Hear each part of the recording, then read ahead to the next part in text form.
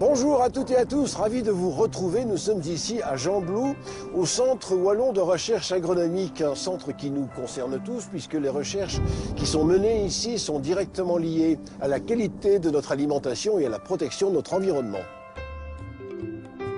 Le CRAW, comme on l'appelle aussi, est l'une de nos plus anciennes institutions puisqu'elle existe depuis 1872. Ici, répartis sur différents sites, travaillent des dizaines d'ingénieurs et de chercheurs de haut vol dont les compétences ont peu à peu fait de ce centre une véritable référence européenne. Savez-vous par exemple que c'est ici qu'a été mis au point le test pour détecter la présence de viande de cheval dans les lasagnes? Savez-vous que c'est grâce à ces chercheurs que nous pouvons encore apprécier de nombreuses anciennes variétés de fruits, de céréales? Aujourd'hui, je vous propose de découvrir des scientifiques passionnés et passionnants dont le travail, vous verrez, influence notre qualité de vie à tous.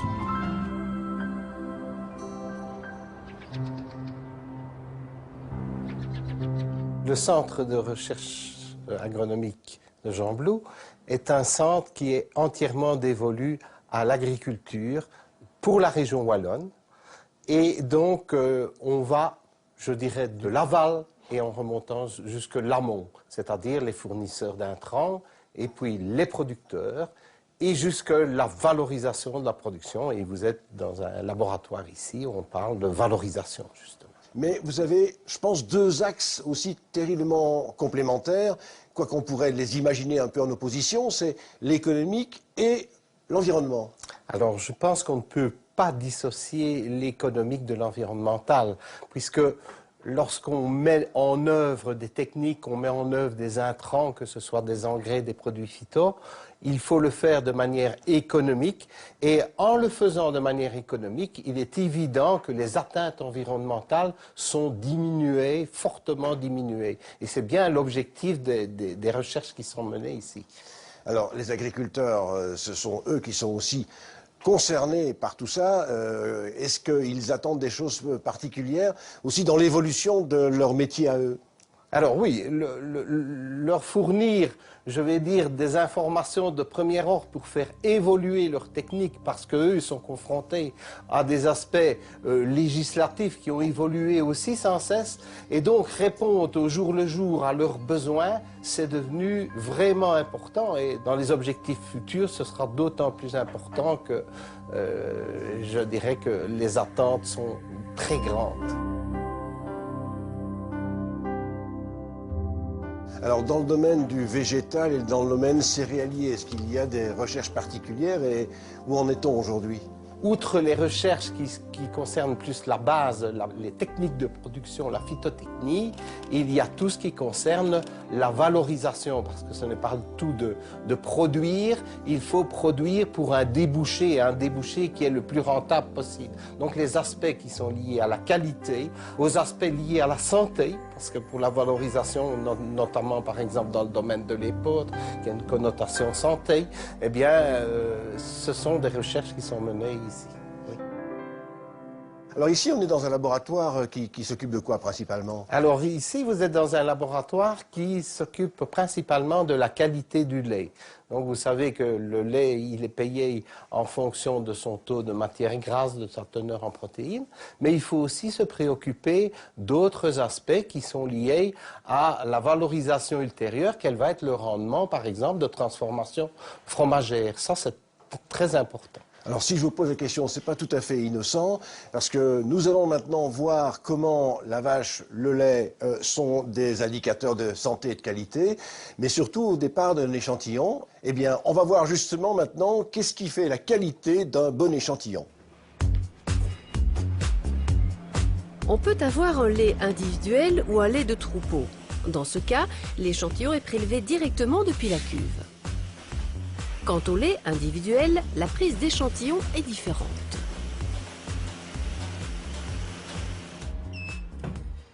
Alors il y a une difficulté dans le lait, c'est que lorsque l'on traite une vache, la composition du lait n'est pas stable. C'est-à-dire que Par exemple, la matière grasse va sortir plus en fin de traite. Donc il est important pour avoir un échantillon représentatif de prendre du lait un peu durant toute la traite. C'est pour ça qu'on a ici des systèmes de goutte à goutte qui permettent d'avoir un échantillon tout à fait représentatif de ce que la vache produit à chaque traite. Le lait individuel va vous renseigner sur la bête qu'il a produit en elle-même, sur son état de santé. Par exemple, pour le producteur, ce sera intéressant de mesurer la conductivité du lait individuel. Parce que ce sera un signe indirect s'il y a un risque d'inflammation, de ce qu'on appelle des mammites, par exemple. Si elle est détectée un peu tard, un cas clinique va lui coûter certainement au moins 250 € en perte de production par rapport aux médicaments également. Donc la détecter tôt, c'est important, et là, le lait peut lui donner beaucoup d'informations à ce sujet-là. Les premières analyses de lait réalisées au CRA concernent la composition, c'est-à-dire la teneur en protéines ou en matière grasse du lait. Le but est, entre autres, de vérifier l'étalonnage d'appareils qui servent au paiement de la qualité du lait. On vérifie que ces appareils travaillent correctement et qu'un dosage équitable, tant pour les agriculteurs qui fournissent que pour les transformateurs. La première motivation, c'est le paiement. Et la deuxième motivation aussi, mais là on utilise d'autres types d'analyses, c'est plus l'aptitude à la transformation. Dans ce cadre-là, on étudie par exemple la fromageabilité des laits, c'est-à-dire leur aptitude à être utilisée en industrie fromagère. On travaille également le beurre. Le beurre est une appellation d'origine protégée. C'est une des seules que nous avons en Wallonie, puisqu'il y a le beurre et le fromage de Herve.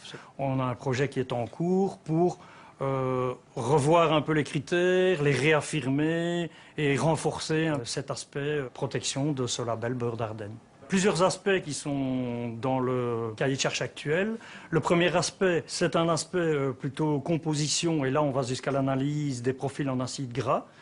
Et il y a un deuxième critère qui entre en ligne de compte, c'est un aspect texture. Pour l'instant, ce sont les deux gros critères qui servent à contrôler qu'on est bien en présence de beurre d'Ardenne.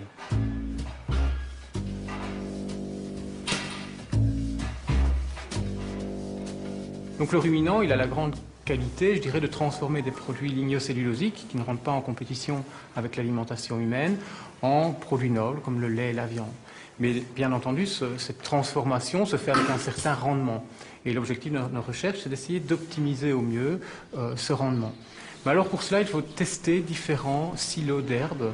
Et un silo, ça prend de la place, on ne sait pas en faire énormément. Et donc on travaille en micro-silos, en effet. Donc ce sont des sachets qui sont sous vide, dans lesquels on incube de l'herbe et qu'on regarde comment elle se conserve au cours du temps et comment ces molécules d'intérêt et la valeur nutritionnelle de l'herbe évoluent. Et le lait peut être un outil précieux, notamment par sa teneur en urée, en lactose, en matière grasse et en protéines également. Il va nous donner des renseignements sur cette efficience alimentaire de l'animal et du troupeau également. Alors ça a une incidence bien entendu économique, parce qu'il faut essayer de minimiser le coût alimentaire par litre de lait produit pour l'agriculteur.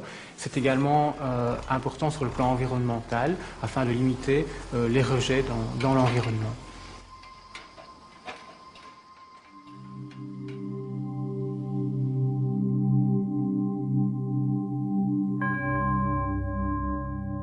Alors, évidemment, on parle beaucoup du fameux gaz émis par les vaches. C'est un gaz qui vous donne des préoccupations. Dans quel esprit, en fait? Le méthane, tout d'abord, c'est un gaz à effet de serre. Donc c'est un gaz assez fort en termes de pouvoir de réchauffement global. Si on prend du CO2, il a une valeur de 1. Et le méthane, il est 25 fois plus réchauffant, en quelque sorte, que le CO2. Ah, oui, oui. Donc c'est pour ça que c'est quand même un gaz avec lequel on a une certaine préoccupation. Par ailleurs, le méthane a un avantage, c'est qu'il a une durée de vie dans l'atmosphère qui est relativement courte, une dizaine d'années, alors que du gaz carbonique va persister pendant près d'un siècle. Donc si on arrive à diminuer les émissions de méthane, ça va permettre d'agir relativement vite sur la problématique générale du réchauffement climatique. Alors comment est-ce que vous faites pour mesurer? Parce qu'on parle toujours des pets de vache. Voilà. En fait, c'est l'inverse. C'est pas à l'arrière qu'il faut regarder, c'est à l'avant. Tout à fait. C'est bien ça. C'est au niveau du rumen que le méthane est produit, par toute une microflore. Le ruminant est capable de fermenter ses aliments avant, et c'est ces fermentations qui libèrent le méthane. Je prends ça alors? Oui, ça ça fait. Carrément. On va sceller une vache. Ça, j'ai encore jamais fait. Hein. Alors on le mesure de manière assez simple, en fait, avec tout un système de bonbonnes que l'on met sous vide au laboratoire et qui est relié par toute une série de tubulures et tubes au niveau du licol de l'animal. Donc le tuyau arrive proche des narines de l'animal et à chaque fois qu'il éructe, comme la bonbonne est sous vide, il y a un peu d'air qui rentre dans la bonbonne. Il y a une pompe alors? Non, comme c'est sous vide, c'est une aspiration constante, justement. Et alors il y a tout un système qui fait en sorte que la bonbonne ne se remplisse pas trop vite, que le prélèvement se réalise soit bon sur une période de 24 heures.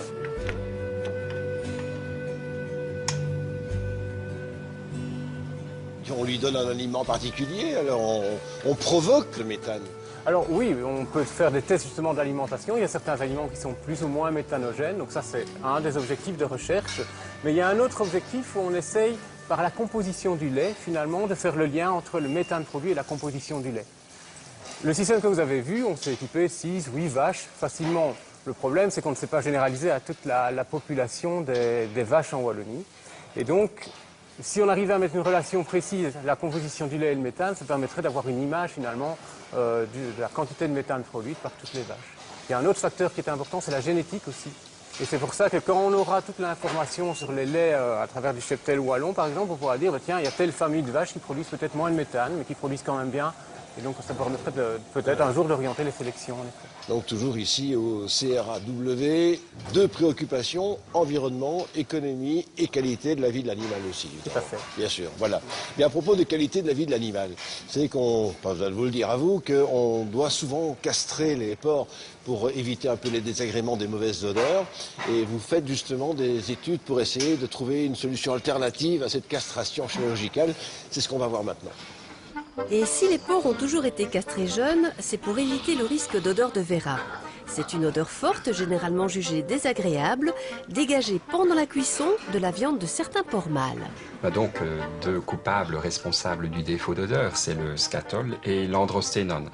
L'un est produit dans l'intestin, l'autre est produit au départ des testicules de notre porc mâle. L'avantage de la castration chirurgicale, c'est qu'en réalisant l'ablation des testicules, on enlève le premier coupable de l'odeur de Véra, l'androsténone, qui disparaît puisqu'il provient des testicules. Et par un jeu physiologique, effectivement derrière, qu'on connaît aujourd'hui documenté, un rétrocontrôle négatif qui disparaît, le scatol s'estompe fortement. Donc les deux coupables de l'odeur de Véra disparaissent, c'est l'avantage effectivement de la castration. Des changements de loi, des raisons éthiques ou économiques incitent à ne plus castrer chirurgicalement les porcs. Mais alors ? Le défaut d'odeur, ça c'est la première grosse difficulté qui va imprégner le nez des consommateurs et les détourner effectivement de la viande de porc. Donc ça c'est une première chose. La deuxième chose, c'est aussi pour nos éleveurs de porc. Dans les porcheries, en fait, il faut aussi arriver à maîtriser les comportements des animaux et le fait d'abandonner la castration, de passer par exemple à du mâle entier, va provoquer beaucoup d'ennuis, beaucoup de difficultés en matière d'élevage pour des comportements parfois un peu trop nerveux des animaux dans les porcheries. Pour faire ces analyses, on a plusieurs méthodes qui sont disponibles. Nous faisons des observations directes en porcherie, mais nous faisons également des observations indirectes via les caméras, ici comme vous voyez. Pour y arriver, nous devons obligatoirement, ici en tout cas, identifier chaque porc. Donc on met un système de couleurs sur les porcs pour pouvoir les observer et les identifier. Et donc on suit les comportements via un logiciel spécifiquement adapté à ce genre d'études. Si on renonce à la castration, il faut trouver d'autres solutions. Bon, il y a une alternative qu'on connaît déjà, documentée dans certains pays, notamment en Angleterre. C'est abattre les animaux à un poids inférieur, donc ne pas attendre la puberté pour ne pas avoir ces deux défauts d'odeur qui apparaissent. Bon, économiquement, aujourd'hui, en tout cas dans nos systèmes de production, c'est trop difficile. Amortir le prix d'achat d'un petit porcelet aujourd'hui sur un porc charcutier plus léger, économiquement, on ne tiendra pas la route. Donc il faut oublier. Une autre alternative, ce serait de ne plus produire de mâles, de produire uniquement des femelles. Il n'y aurait qu'à trier les spermatozoïdes pour réaliser l'insémination des truies. Donc ça, c'est facile, mais la technique n'est pas au point. Il y a aujourd'hui effectivement une autre alternative, un médicament contre l'odeur de Vera, un médicament qui a des actions immunologiques chez les porcs et qui permet de maîtriser le défaut d'odeur. Appelé familièrement vaccin ou de manière erronée, castration chimique. Cette alternative aujourd'hui, elle rencontre de multiples inquiétudes, producteurs, consommateurs, qui fait qu'elle est loin d'être la panacée aujourd'hui dans nos élevages. Et donc ça, c'est tout l'objet du projet. C'est le projet Alcapor, c'est d'étudier d'autres alternatives et en l'occurrence faire du mâle entier. Faire du mâle entier, donc du porcelet mâle non castré, mais de maîtriser deux choses, le management dans l'exploitation. Et puis alors, il nous reste la grosse difficulté de maîtriser le défaut d'odeur, les deux coupables dont on a parlé précédemment.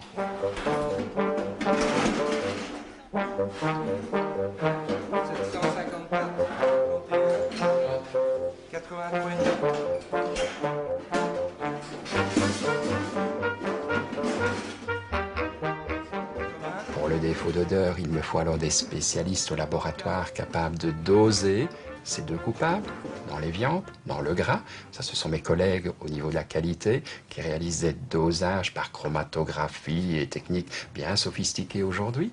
Bon, ça reste coûteux, ces techniques. Donc, on cherche au sein du département une autre technique qui demande à utiliser en fait le nez humain. Donc on met en jeu des opérateurs au sein du département qui ont un nez de très bonne qualité, capable de détecter ce défaut d'odeur.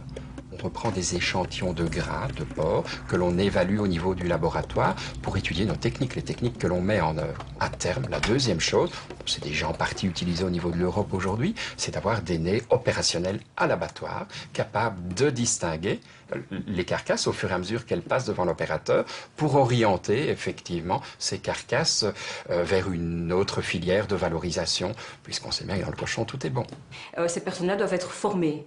Donc ici, au travers du projet Alcapor, nous avons commencé la démarche de former nos jurés nez humains, comme cela se fait en France, pour essayer d'uniformiser nos pratiques. Donc Marie, ici je vais te faire sentir des échantillons. Ce n'est pas l'odeur de Vera, mais ça fait partie des odeurs qu'on peut détecter. Ok, je sens rien. Rien. Oui, elles sont très fortes. Au niveau de nos nez, il est préférable d'avoir plusieurs personnes pour tester un même échantillon et avoir une valeur moyenne sur plusieurs opérateurs. Dès qu'on chauffe, il faut sentir quelques secondes le fumet qui se dégage. Si l'odeur du gras chauffé n'est pas acceptable pour le juré, alors là, il vaut mieux quand même faire une pause, désaturer le nez au niveau de l'odeur, avec les moyens à disposition comme les grains de café ou sentir un verre d'eau. Ça va ?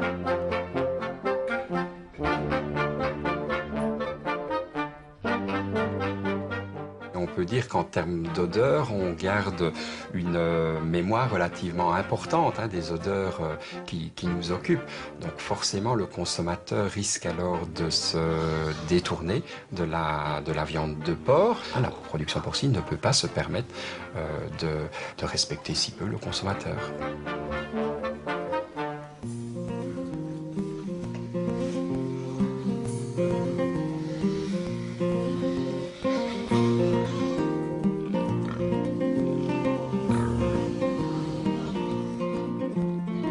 Ben voilà, comme moi, vous ne saviez sans doute pas qu'il fallait des nez, comme on dit, pour pouvoir distinguer les mauvaises odeurs et faire quelque part des recherches dans le domaine sportif. Alors, José, c'est une qualité particulière qu'il faut pour distinguer les odeurs, celles qui conviennent et puis celles qui font défaut. Ben oui, donc on est obligé de tester les nez, comme on l'a vu précédemment, et tester la capacité à... Et tout le monde est capable d'être un bon nez pour l'élevage de porc. Enfin, dans les deux coupables, pour un, oui, tout le monde est capable. Pour l'autre, non, il faut des capacités particulières à détecter le défaut d'odeur. Ah oui, c'est ça. Effectivement. Et c'est quoi que vous avez là? C'est ça, en fait? Ah ben voilà, un défaut d'odeur, je peux te laisser avec le sentir, il est contenu dans le filtre, et donc de percevoir, tout simplement, si tu es capable de détecter un défaut d'odeur. On n'est pas dans les meilleures conditions. Nous sommes en porcherie. Ici,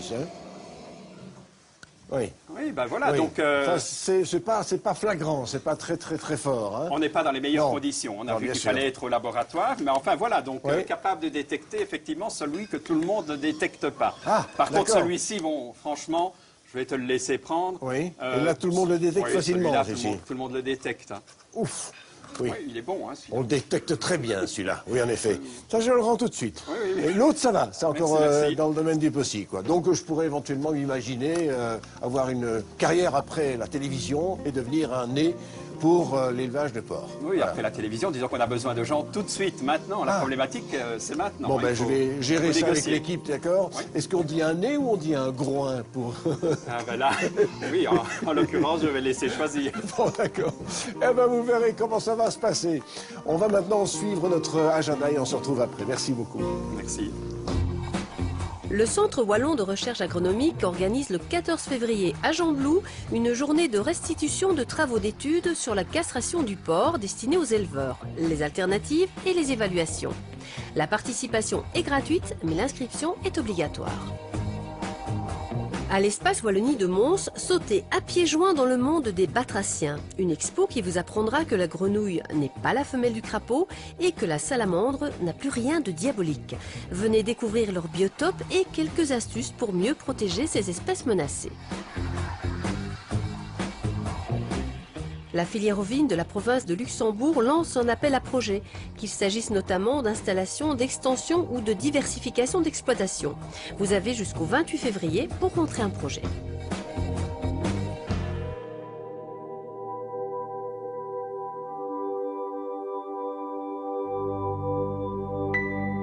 Changement complet d'ambiance, quoique nous ayons peut-être ramené certains souvenirs olfactifs. Alors Marc Lator, vous êtes responsable fruitier ici. On ne s'imagine pas l'ensemble de tout ce que vous préservez comme variété de pommes par exemple. C'est un programme qui a été initié par quelqu'un, je pense, dans les années 70. Hein. Oui, tout à fait. Donc c'était un chercheur ici à Gembloux qui a initié un programme en 1975. Son idée était de rassembler les anciennes variétés fruitières de notre pays et de les évaluer pour leur résistance aux maladies. C'était d'abord sa première approche. Une sorte de conservatoire alors ? C'est plus qu'un conservatoire. Quand on dit conservatoire, ça veut dire qu'on est un petit peu figé. C'est plus une dynamique pour préserver une diversité et la valoriser.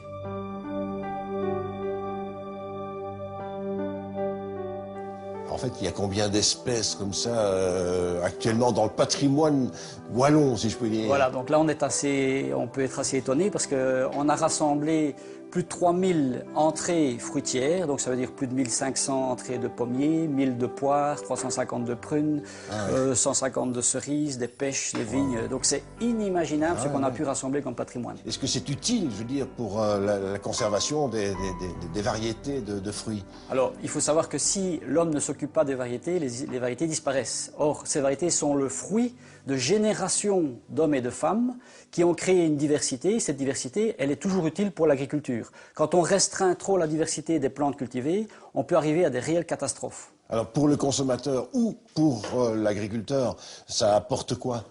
Donc c'est une réserve de diversité. Oui. Alors soit c'est pour le temps présent, futur ou lointain. Donc on doit garder une diversité génétique suffisante pour qu'on puisse s'adapter. Parce que c'est la diversité génétique qui nous permet de nous adapter, donc à l'agriculture de s'adapter. Et je prends un simple exemple. En Belgique, la variété de poire Conférence représente plus de 90% de la production belge. Donc on a tout concentré sur une variété. Donc s'il arrive un problème, c'est la catastrophe. C'est la catastrophe.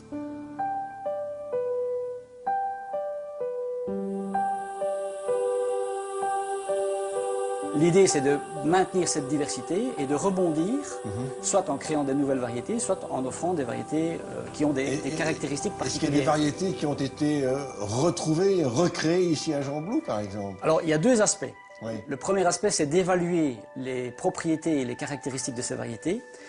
Deuxième aspect, c'est de les valoriser.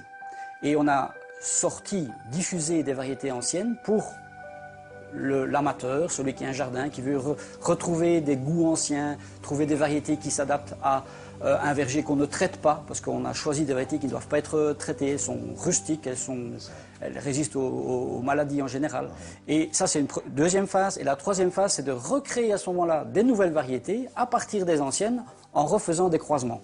Bon, eh bien, merci beaucoup, Marc Lator. On se retrouve la semaine prochaine. Nous irons dans la région de Nassogne. Nous découvrirons des agriculteurs bio qui élèvent des salers, une race de vaches particulièrement spectaculaire. Merci de nous avoir suivis et à la semaine prochaine. Allez, et je rentre le ventre, et je tire les cheveux convenablement, et je mets pas mes mains dans les poches, et je sois naturel au milieu de tout ça. C'est un centre qui nous concerne tous, puisque les recherches qui sont menées ici nous concernent tous. Ça va pour tout le monde? Je n'ai pas dit.